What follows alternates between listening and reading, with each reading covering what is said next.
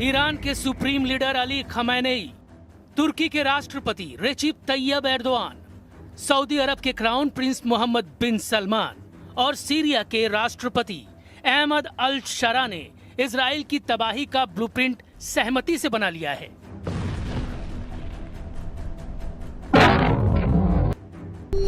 Israel के सबसे बड़े, सबसे कट्टर, सबसे ताकतवर दुश्मनों का ग्रुप बन गया है।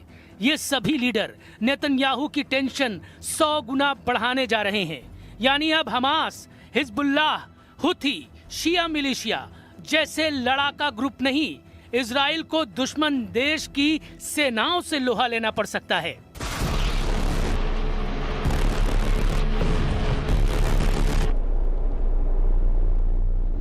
इजराइल के हमलों की रफ्तार जैसे ही मध्यम पड़ती है, उसके दुश्मन सिर उठाने लगते हैं।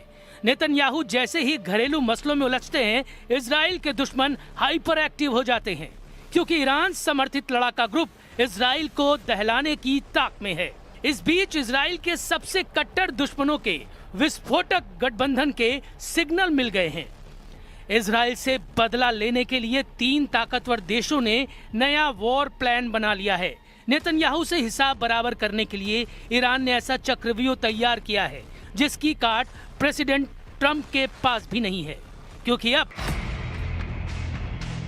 इजराइल के खिलाफ ईरान के साथ तुर्की ने हाथ मिला लिया है।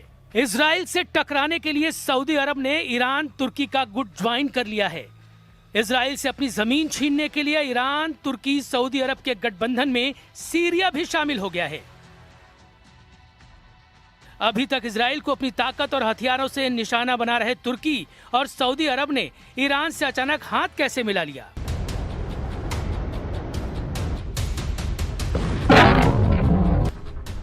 क्या एर्दोआन और प्रिंस सलमान में सब कुछ ठीक हो गया है? क्या मुस्लिम वर्ल्ड के खलीफा का मसला सुलझ गया है? या फिर इजराइल की किसी बड़ी तैयारी का पता उसके दुश्मनों को लगा है? खबर विस्फोटक है। खबर ने ट्रंप को अलर्ट कर दिया है। सुपर पावर ने इजराइल को बचाने के लिए मिशन भी शुरू कर दिया है, क्योंकि इजराइल बड़े संकट से सिर्फ कुछ दिन की दूरी पर है। उसे चौतरफा घेर कर सबक सिखाने का ऑपरेशन 4 हेडक्वार्टर से शुरू हो गया है। ईरान के विदेश मंत्रालय के प्रवक्ता इस्माइल बघाई ने इजराइल पर पश्चिम एशिया में युद्ध भड़काने के आरोप लगाए हैं। ईरान ने फिलिस्तीन, लेबनान और सीरिया में इजराइल के हमलों को एक तरफा युद्ध बताया है। ईरान ने दावा किया है इजराइल ने युद्ध समझौते की सभी शर्तों की धज्जियां उड़ा रखी हैं। اسرائیلی به هیچ وعده و قولی وفادار نیست. صرفاً از این فرصت استفاده کرده برای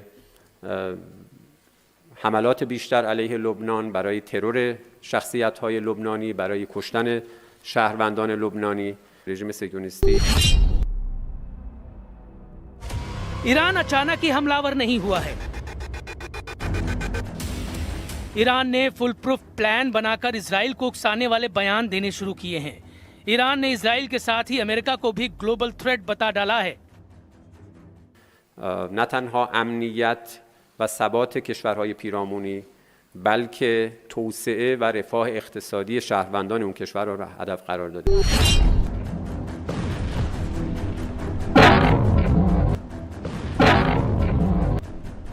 ईरान ने 30 नवंबर को तेहरान में तुर्की और सऊदी के टॉप अधिकारियों की मेजबानी की थी, जिसमें 2 तरफा रिश्तों और लेबनान, गाजा और सीरिया में हाल ही में इजराइल के बढ़ते हमलों पर बातचीत हुई।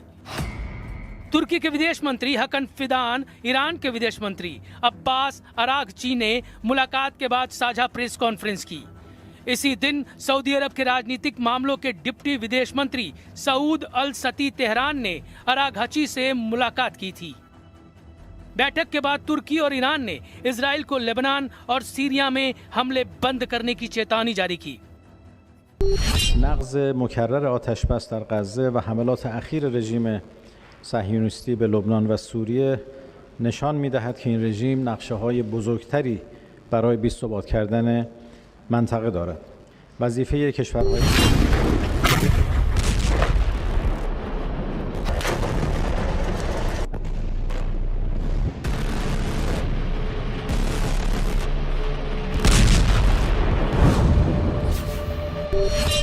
सऊदी अरब और ईरान ने आपसी रंजिश को बुलाकर 2023 से ही रिश्ते सामान्य करने शुरू कर दिए थे। दोनों देशों के बीच चीन ने डील कराई थी, लेकिन तुर्की और ईरान के मतभेद सीरिया के चलते दूर नहीं हो पा रहे थे। हालांकि सीरिया में इजराइल के बढ़ते दबदबे को देखते हुए एर्दोआन ने भी सऊदी ईरान गुट का दामन थाम लिया है। इसके बाद अब ईरान फ्रंट फुट पर आकर ट्रंप को चैलेंज दे रहा है। ईरान ने गाजा के लिए ट्रंप के यूएनएससी प्रस्ताव को खारिज कर दिया है, जिस पर सऊदी अरब ने तुर्की और कई दूसरे इलाकों के देशों के साथ साइन कर रखे हैं। ईरान ने फिर से दोहराया है कि वो हिजबुल्लाह का समर्थन करता रहेगा, साथ ही लड़ाका ग्रुप की सुरक्षा के लिए उसके हथियारों को जरूरी मानेगा। ईरानी मीडिया रिपोर्ट्स के मुताबिक इजराइल सीरिया में हमलों की रफ्तार बढ़ाने जा रहा है। नेतन्याहू मिलिट्री एक्शन का बहाना बनाकर सीरिया के बड़े हिस्से पर कंट्रोल चाहते हैं।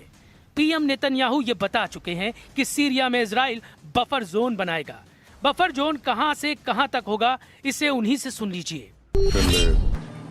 טרוריסטים בפעולות עוינות נגדנו, להגן על בעלי בריתנו הדרוזים ולהבטיח שמדינת ישראל תהיה פתוחה מהתקפה קרקעית ואחרת מהאזורים צמודים. नेतन्याहू के लिए बफर जोन की अहमियत इसी से समझिए कि वो कई बार शेख पहाड़ का दौरा कर चुके हैं। सीरिया की ऊंची चोटी को इजराइल में माउंट हेरमोन कहा जाता है। सीरिया में शेख के पहाड़ पर पहुंचकर नेतन्याहू बताते हैं अपना सीरिया पर कब्जे वाला बड़ा प्लान। नेतन्याहू ने क्या बताया, उससे पहले सीरिया में इस शेख के पहाड़ के बारे में कुछ जान लीजिए। सीरिया में शेख का पहाड़ सीरिया और लेबनान के बीच में 150 किलोमीटर पर्वत श्रृंखला का हिस्सा है। उसका बड़ा हिस्सा सीरिया में है और इसकी सबसे ऊंची चोटी को ही शेख का पहाड़ कहा जाता है। इसकी ऊंचाई 2814 मीटर है। यह पर्वत श्रृंखला दक्षिण में सीरिया की गोलान की पहाड़ियों से मिलती है, जहां इस वक्त बड़े हिस्से पर इजराइल ने कब्जा किया हुआ है। नेतन्याहू की इन तस्वीरों को देखकर ईरान बहुत गुस्से में है।